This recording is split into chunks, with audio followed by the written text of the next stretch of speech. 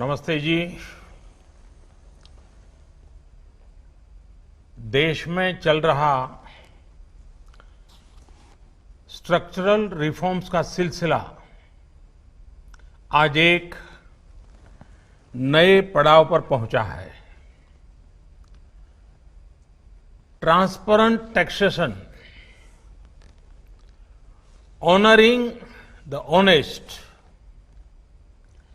21वीं सदी के टैक्स सिस्टम की इस नई व्यवस्था का आज लोकार्पण किया गया है। इस प्लेटफॉर्म में फेसलेस असेसमेंट, फेसलेस अपील और टैक्स पेयर चार्टर जैसे बड़े रिफॉर्म्स हैं। फेसलेस असेसमेंट और टैक्स पेयर चार्टर आज से ही लागू हो गए हैं, जबकि फेसलेस अपील की सुविधा 25 सितंबर यानी दीनदयाल उपाध्याय जी के जन्मदिन से पूरे देश भर में नागरिकों के लिए उपलब्ध हो जाएगी। अब टैक्स सिस्टम भले ही फेसलेस हो रहा है, लेकिन टैक्स पेयर को ये फेयरनेस और फियरलेसनेस का विश्वास देने वाला है। ये सभी टैक्स पेयर्स को इस महत्वपूर्ण तोहफे के लिए मैं बहुत बहुत बधाई देता हूं और इनकम टैक्स विभाग के सभी अधिकारियों को, हर छोटे मोटे कर्मचारी को भी बहुत बहुत शुभकामनाएं देता हूं। साथियों, बीते 6 वर्ष में हमारा फोकस रहा है banking the unbank, securing the unsecured और फंडिंग द अनफंडेड। आज एक तरह से एक नई यात्रा शुरू हो रही है। ऑनरिंग द ऑनेस्ट, ईमानदार का सम्मान। देश का ईमानदार टैक्स पेयर राष्ट्र निर्माण में बहुत बड़ी भूमिका निभाता है। जब देश के ईमानदार टैक्स पेयर का जीवन आसान बनता है, वो आगे बढ़ता है, तो देश का भी विकास होता है, देश भी आगे बढ़ता है। साथियों, आज से शुरू हो रही नई व्यवस्थाएं, नई सुविधाएं मिनिमम गवर्नमेंट, मैक्सिमम गवर्नेंस, इसके प्रति हमारी प्रतिबद्धता को और मजबूत करती है। ये देशवासियों के जीवन से सरकार को, सरकार के दखल को कम करने की दिशा में भी एक बड़ा कदम है। साथियों, आज हर नियम कानून को, हर पॉलिसी को प्रोसेस और पावर सेंट्रिक अप्रोच से बाहर निकालकर उसको पीपल सेंट्रिक और पब्लिक फ्रेंडली बनाने पर बल दिया जा रहा है। ये नए भारत के नए गवर्नेंस मॉडल का प्रयोग है और इसके सुखद परिणाम भी देश को मिल रहे हैं।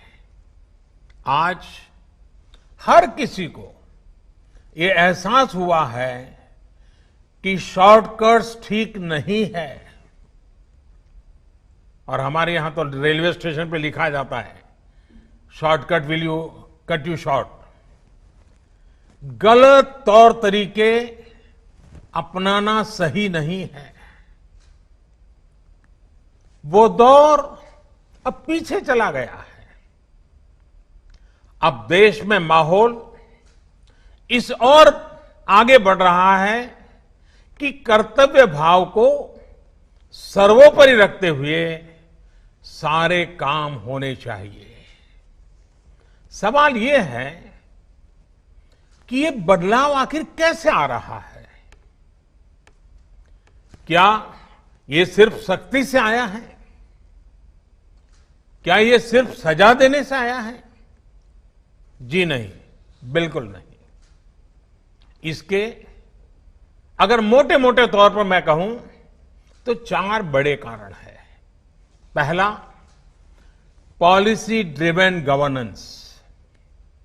जब पॉलिसी स्पष्ट होती है तो ग्रे एरियाज मिनिमम हो जाते हैं और इस कारण व्यापार में, बिजनेस में और सरकार के और निर्णयों में भी डिस्क्रिशन की गुंजाइश कम हो जाती है। दूसरा, सामान्य जन की ईमानदारी पर विश्वास। तीसरा, सरकारी सिस्टम में ह्यूमन इंटरफेस को सीमित करके टेक्नोलॉजी का बड़े स्तर पर उपयोग। आज सरकारी खरीद हो, सरकारी टेंडर हो या सरकारी सेवाओं की डिलीवरी, सब जगह टैग इंटरफेस सर्विस दे रहे हैं। और चौथा, हमारी जो सरकारी मशीनरी है, जो ब्यूरोक्रेसी है, उसमें एफिशिएंसी, इंटीग्रिटी और सेंसिटिविटी के गुणों को रिवॉर्ड किया जा रहा है, पुरस्कृत किया जा रहा है। साथियों, एक दौर था जब हमारे यहां रिफॉर्म्स की बहुत बातें होती थी। कभी मजबूरी में कुछ फैसले लिए जाते थे, कभी दबाव में कुछ फैसले हो जाते थे, तो उन्हें रिफॉर्म कह दिया जाता था। इस कारण इच्छित परिणाम नहीं मिलते थे। अब ये सोच और अप्रोच दोनों बदल गई है। हमारे लिए रिफॉर्म का मतलब है रिफॉर्म नीति आधारित हो, टुकड़ों में नहीं हो, होलिस्टिक हो और एक रिफॉर्म दूसरे रिफॉर्म का आधार बने, नए रिफॉर्म का मार्ग बनाए। और ऐसा भी नहीं है कि एक बार रिफॉर्म करके रुक गए। ये निरंतर सतत चलने वाली प्रक्रिया है। बीते कुछ वर्षों में देश में 1,500 से ज्यादा कानूनों को समाप्त किया गया है। ईज ऑफ डूइंग बिजनेस की रैंकिंग में भारत आज से कुछ साल पहले 134वें नंबर पर था। आज भारत की रैंकिंग 63 है। रैंकिंग में इतने बड़े बदलाव के पीछे अनेकों रिफॉर्म्स हैं, अनेकों नियमों कानूनों में बड़े परिवर्तन है। रिफॉर्म्स के प्रति भारत की इसी प्रतिबद्धता को देखकर विदेशी निवेशकों का विश्वास भी भारत पर लगातार बढ़ रहा है। कोरोना के इस संकट के समय भी भारत में रिकॉर्ड एफडीआई का आना इसी का उदाहरण है। साथियों, भारत के टैक्स सिस्टम में फंडामेंटल और स्ट्रक्चरल रिफॉर्म्स की जरूरत इसलिए थी क्योंकि हमारा आज का ये सिस्टम गुलामी के कालखंड में बना और फिर धीरे धीरे इवॉल्व हुआ। आजादी के बाद इसमें यहां वहां थोड़े बहुत परिवर्तन किए गए, लेकिन लार्जली सिस्टम का कैरेक्टर, उसकी चाल चलन वही रहा। परिणाम यह हुआ कि जो टैक्स पेयर राष्ट्र निर्माण का एक मजबूत पिलर है, जो देश को गरीबी से बाहर निकालने के लिए योगदान दे रहा है, उसको कटघरे में खड़ा किया जाने लगा। इनकम टैक्स का नोटिस फरमान की तरह बन गया। देश के साथ छल करने वाले कुछ मुट्ठी भर लोगों की पहचान के लिए बहुत से लोगों को अनावश्यक परेशानी से गुजरना पड़ा। कहां तो टैक्स देने वालों की संख्या में गर्व के साथ विस्तार होना चाहिए था, और कहां गठजोड़ की, साठगांठ की व्यवस्था बन गई। इस विसंगति के बीच ब्लैक और व्हाइट का उद्योग भी फलता फूलता गया। इस व्यवस्था ने ईमानदारी से व्यापार कारोबार करने वालों को, रोजगार देने वालों को और देश की युवा शक्ति की आकांक्षाओं को प्रोत्साहित करने के बजाय कुचलने का काम किया। साथियों, जहां कॉम्प्लेक्सिटी होती है, वहां कंप्लायंस भी मुश्किल होता है। कम से कम कानून हो, जो कानून हो वो बहुत स्पष्ट हो, तो टैक्स पेयर भी खुश रहता है और देश खुशहाल होता है। बीते कुछ समय से यही काम करने की दिशा में एक के बाद एक कदम उठाए जा रहे हैं। अब जैसे दर्जनों टैक्सेस की जगह जीएसटी आ गया, रिटर्न से लेकर रिफंड की व्यवस्था को पूरी तरह से ऑनलाइन किया गया। जो नया स्लैब सिस्टम आया है, उसमें बेवजह के कागजों और दस्तावेजों को जुटाने की मजबूरी से मुक्ति मिल गई है। यही नहीं, पहले 10 लाख रुपए से ऊपर के विवादों को लेकर सरकार हाई कोर्ट और सुप्रीम कोर्ट पहुंच जाती थी। अब हाई कोर्ट में 1 करोड़ रुपए तक के और सुप्रीम कोर्ट में 2 करोड़ रुपए तक के केस की सीमा तय की गई है।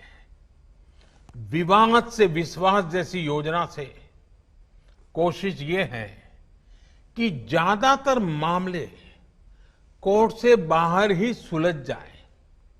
इसी का नतीजा है कि बहुत कम समय में ही करीब 3 लाख मामलों को सुलझाया जा चुका है। साथियों, प्रक्रियाओं की जटिलताओं के साथ साथ देश में टैक्स भी कम किया गया है। 5 लाख रुपए की आय पर अब टैक्स 0 है। बाकी स्लैब में भी टैक्स कम हुआ है। कॉरपोरेट टैक्स के मामले में हम दुनिया में सबसे कम टैक्स लेने वाले देशों में से एक हैं। साथियों, कोशिश ये है कि हमारी टैक्स प्रणाली सीमलेस हो, पेनलेस हो, फेसलेस हो। सीमलेस समाज की खबरें हिंदी न्यूज चैनल को सब्सक्राइब करें, बेल आइकन दबाना ना भूलें। अगर आपको अच्छा लगे तो लाइक और शेयर भी जरूर करें। अगर आपको हमारे साथ जुड़ना चाहते हैं, अगर किसी भी तरीके का न्यूज या एडवर्टाइजमेंट देना चाहते हैं, तो आप हमें इस नंबर पर कॉल करें 7666471110। धन्यवाद।